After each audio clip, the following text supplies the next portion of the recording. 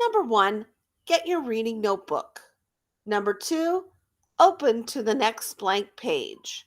Number 3, write shell, beak, tusk on the top and add the date too.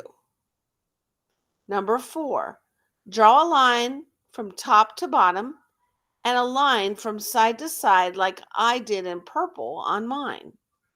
Number 5, add the numbers 1 through 6 in each box like I did. You will write one answer in each box.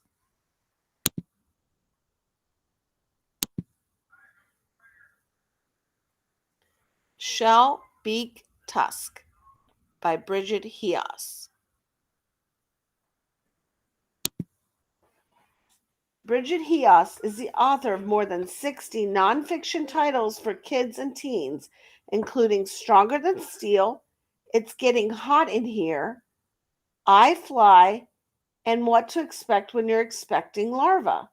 She's also the author of the picture books Mustache Baby and Mustache Baby Meets His Match. Bridget lives in Kansas City with her husband and 4 children.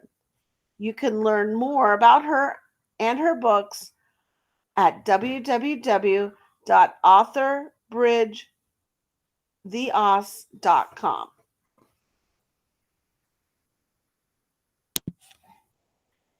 Shell, Beak, Tusk, Shared Traits and the Wonders of Adaptation. Terrific. Every living thing on Earth has traits that allow it to eat or avoid being eaten. For instance, a sticky tongue allows an anteater to pick up ants, and a shell protects a turtle from a coyote. A sticky shell, on the other hand, would be inconvenient in both respects. Predators would stick to it, and the poor turtle would be forced to lug around dangerous animals while foraging for food. Thus, only helpful traits develop over time in a process called evolution. Animals that are related often have similar traits, which they inherited from a common ancestor. Rabbits and hares both have long ears.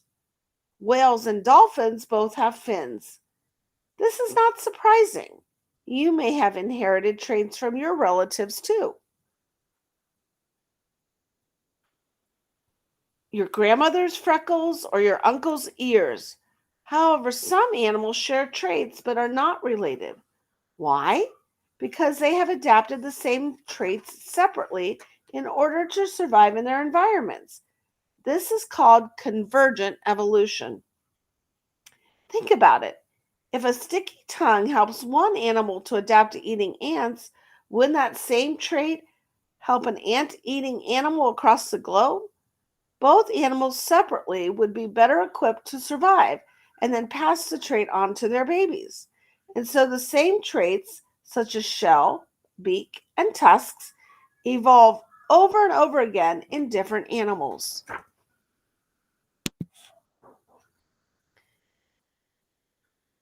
Spines are for pricking.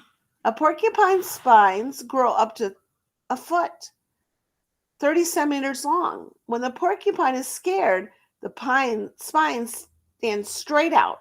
If a coyote, lion, or owl makes the mistake of trying to eat the porcupine, they get pricked. Not only that, but some spines break off and stay stuck in the attacker. Box number 1. Lions in the photograph with the porcupine. What does the photograph and the words together help you understand about the porcupine's spiny defense system? The echidna is covered in spikes too. If it feels threatened, it curls up into a spiny ball. This tells predators, mainly dingoes and dogs, not to mess with it. Though they share a spiky defense system, the porcupine and echidna live on opposite sides of the world and are not related. A porcupine, which lives everywhere but Australia and Antarctica, is part of the rodent family. Native to Australia, an echidna is a rare kind of mammal that lays eggs and is called a monotreme. A shell is for hiding. A turtle shell is made of bone. Most of the turtle's bones are inside its body, but its backbone and rib cage grow as the shell. If a box turtle sees a fox or a raccoon, it hides its tail, head, and legs inside the bony shell. Unable to break through, the predator eventually gives up and the turtle wins the game of hide and seek. The only bony part of a snail is its shell. The rest of its body, the soft part, is called the foot. If a snail is threatened, it pulls its foot, which includes head, belly, and everything else, inside the shell. Beetles, spiders, and even some larger animals like birds can't crack the shell, so the snail is safe. The box turtle is a reptile related to lizards and snakes. A snail is part of the mollusk family, along with clams, oysters, and octopuses. Turtles and snails are not even distant cousins. Tall ears are for hearing and more. A rabbit's tall ears can rotate 270 degrees, or 3/4 of the way around. This allows the rabbit to hear foxes, dogs, and hawks approach from any direction. The ears also cool the rabbit off in the summer and warm it up in the winter. During cold weather, blood vessels in the ears shrink so that less warm blood flows to the ears and escapes through the skin. This keeps the heat inside the rabbit. A bilby has tall ears for the same reason, to hear predators, which include pythons, dingoes, and feral cats. In the hot Australian desert, the bilby may also use its ears to shed heat. In hot weather, blood vessels in the ears swell so that more warm blood travels there. For an animal with big ears, this allows plenty of warmth to escape through the skin. Rabbits, which live all over the world, are rodents. Bilbies live only in Australia. They are marsupials like kangaroos. In addition to big ears, rabbits and bilbies both have strong hind legs for hopping away from predators.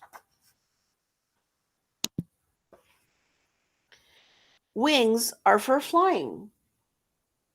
A bird's wings are covered with stiff feathers. The feathers push down the air and the air pushes back up. This allows the bird to fly. Flying makes birds better at catching prey, finding fruit and nuts, and escaping predators. Bat wings are not made of feathers but cartilage. Your ears are also made of cartilage. It stretches from the bat's long fingers to its feet. Flying allows bats to hunt insects in mid-flight and to feast on many different plants in one night. Birds and bats developed wings separately. Birds evolved from fast and ferocious dinosaurs called theropods, which includes Tyrannosaurus and raptors. Bats, which are mammals, likely evolved from a mammal that glided from tree to tree, just as lemurs and flying squirrels do today. Number 2 box.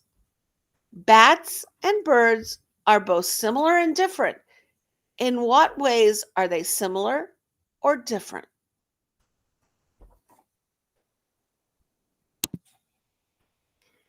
Black and white is for camouflage. Penguins may appear to be wearing tuxedos, but their color pattern is actually camouflage. A shark or seal swimming over a penguin will fail to see its black back, which blends in with the dark ocean depths. It's hard for them to see a penguin from underneath, too. Its white belly gets masked by the sunlight streaming in from above. If sharks and seals can't see a penguin, they can't eat it.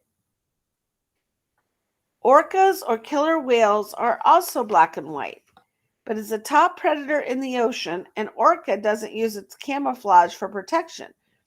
Rather, the orca's black and white pattern allow it to sneak up on the animal it eats, such as seals, whales, and even penguins, if the orca can see them.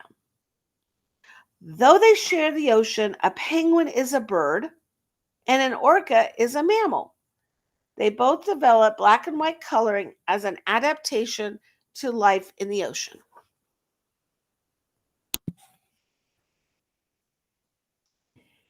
A light is for drawing attention. A firefly's glow is caused by a chemical inside its body. The flashing light is usually used to attract a mate.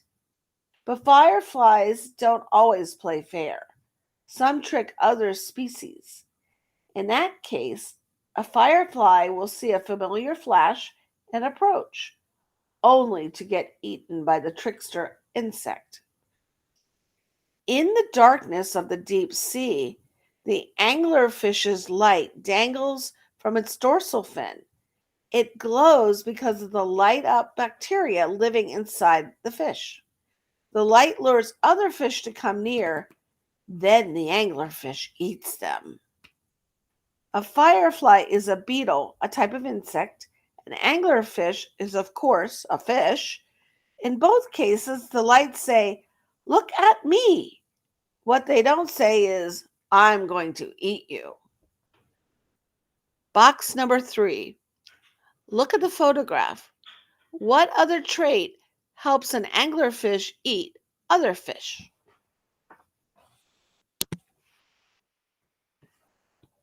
A beak is for crushing. A parrot's beak is thick and sharp. For instance, a macaw weighs just 2 pounds, but the force of its bite is 167 pounds per inch. That's 5 times stronger than the bite of a deadly python. But the parrot doesn't eat other animals. It uses its beak to crush nuts and seeds. While an octopus beak is just like a parrot's, the octopus crushes not nuts, but crabs and mollusks with its beak.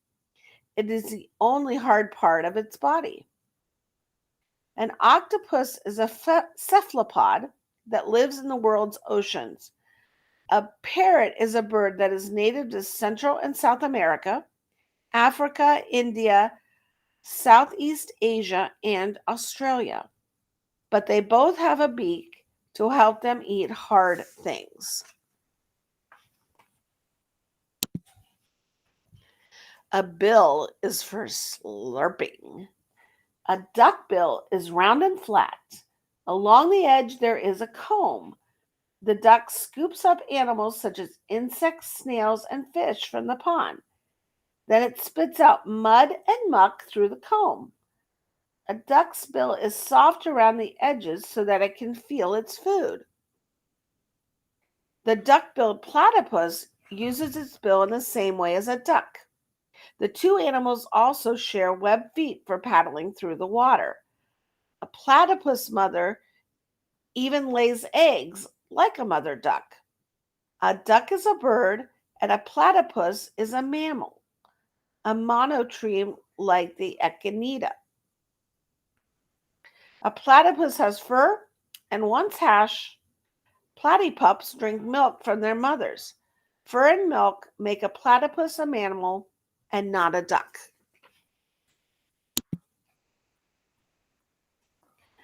A long, sticky tongue is for catching insects. A giant anteater's tongue is 2 feet or 60 centimeters long and super sticky. After clawing open an anthill and sticking its long snout inside, it begins flicking its tongue so that the ants stick to it. In this way, it can eat 35,000 ants and termites per day. Using its long, sticky tongue for the same purpose to eat insects is the aardvark. Its favorite food is termites, but it has been known to lick up its share of ants too. Box number 4. How do the photographs on this page help you understand the differences in the animals' environments?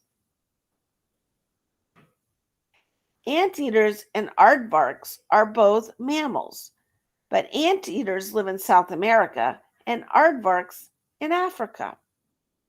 The closest relative of the anteater is the sloth, whereas the aardvark is close cousins with the elephant.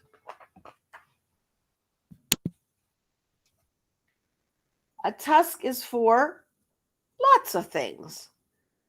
Walrus tusks are teeth that grow up to 3 feet, 1 meter long. Male walruses fight using their tusks, but the tusks are helpful in other ways too. When a walrus is swimming in the Arctic Sea and needs to take a break, it can break through the ice with its tusks. A swimming walrus can also pull itself on the ice with its tusks. Elephant tusks are teeth too, but can grow to 10 feet, 3 meters long. Like walruses, male elephants fight with their tusks, but elephants also use their tusks to dig for food and tear bark from trees, which they then eat. Walruses and elephants are both mammals, but they are not close kin. A walrus's nearest relatives are sea lions and seals. Surprisingly, an elephant's closest cousin is also a sea creature, the manatee. Tusks are helpful tools for both walruses and elephants.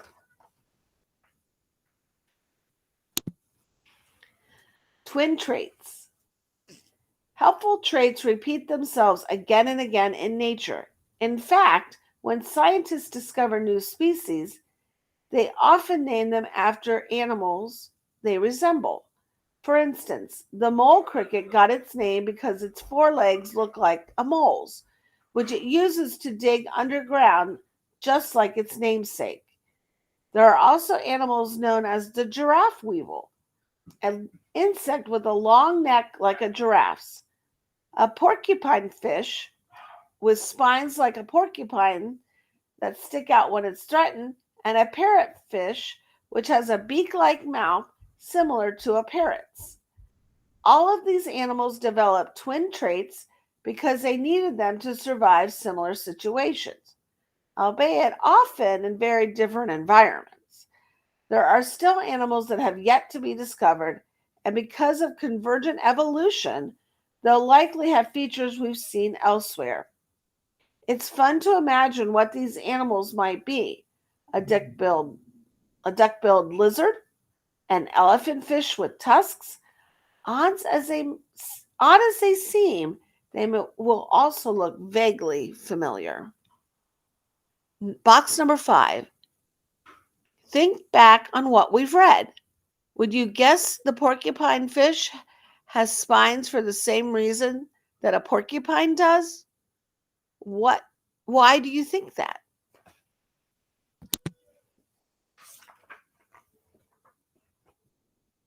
And number 6, how does the index help us as the reader?